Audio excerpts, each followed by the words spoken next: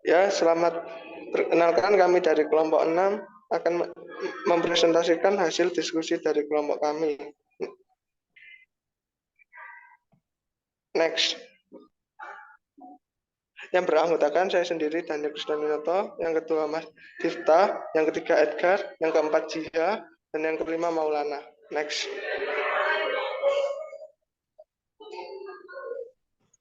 Studi kasus yang dari kelompok kami yang kita ambil ada transformasi toko sembako menjadi digital. Next. Latar belakang. Toko sembako merupakan toko yang menyediakan kebutuhan sehari-hari seperti beras, gas, LPG, dan lain-lain. Oleh karena tingginya demand masyarakat terhadap kebutuhan sehari-hari tersebut dan terlebih lagi belum menggunakan sistem digital, maka membuat pemilik toko kewalahan mengatur pemasukan dan pengeluaran baik kas maupun barang, sehingga perlu adanya prosedur yang tadinya masih melakukan secara manual bisa berubah menjadi sistem digital. Next.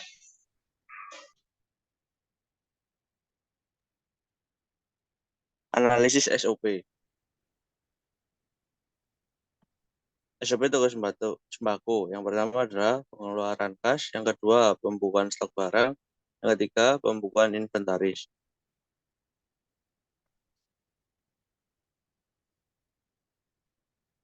Baik, di sini ada tabel pengeluaran kas, yaitu pada tanggal 2,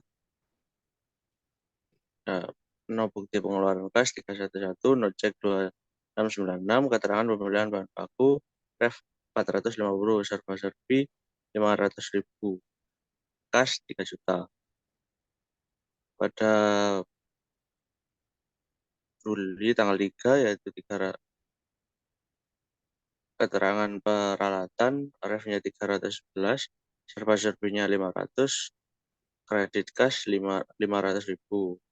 Pada tanggal 5, yaitu keterangannya toko kenangan, refnya 5, debitnya utang datang, kreditnya potongan pembelian 100, kasnya 900.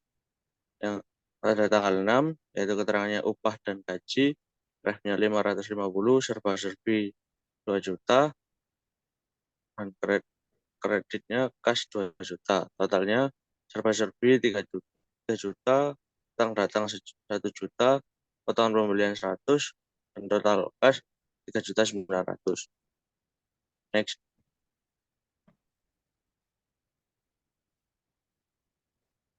Baik, berikutnya ada tabel pembukuan manual stok barang keluar dan masuk. Pada nomor 1, yaitu nama barang Dinar Senja, stok awal 5, harga barang 500.000, terjual 1, dan stok akhir 4. Yang kedua ada Mentari Pagi, stok awal 4, harga barang 400.000, dan terjual 1, stok akhir 3. Ketiga ada Kereta Malam, stok awal 2, harga barang 600.000, dan terjual 1, tinggal 1. Yang keempat adalah Anyelir, stok awal 1, harga 700.000, tidak terjual, stok akhirnya tetap 1. Yang kelima adalah Harapan Baru, stok awalnya 2, harga barang 600.000, dan terjual 1, stok akhir 1. Next.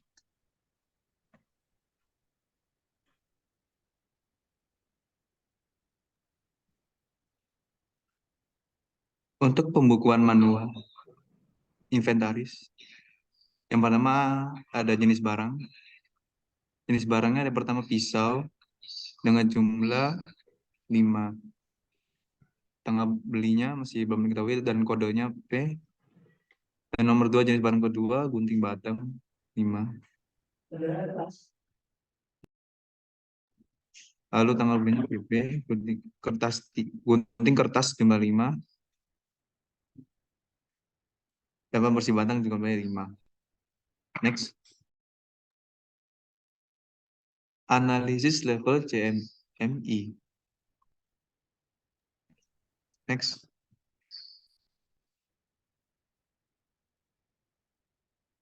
Pengertiannya, CMMI atau Capability Material Model Integration menjelaskan praktik terbaik yang sudah diterapkan di industri untuk mengembangkan dan melihara serta memperoleh produk layanan.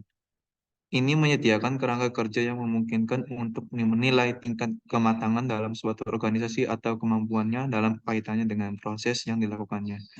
Untuk menetapkan prioritas, untuk praktekkan perbaikan yang harus dilakukan, dan untuk mewujudkan perbaikan tersebut. Next. Tujuannya untuk menyediakan kerangka kerja yang membantu organisasi meningkatkan prosesnya. Lalu yang kedua, untuk memberikan panduan untuk meningkatkan kapasitas untuk mengembangkan, memperoleh, dan memelihara produk atau layanan yang disediakan oleh suatu organisasi. Ketiga, untuk menggambarkan serangkaian praktik terbaik, baik dalam manajemen maupun teknik. Next.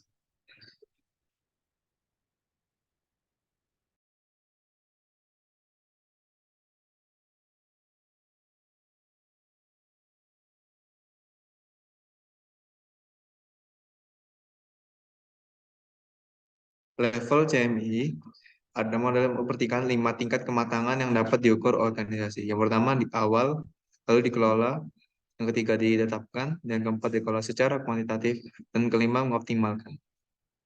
Next.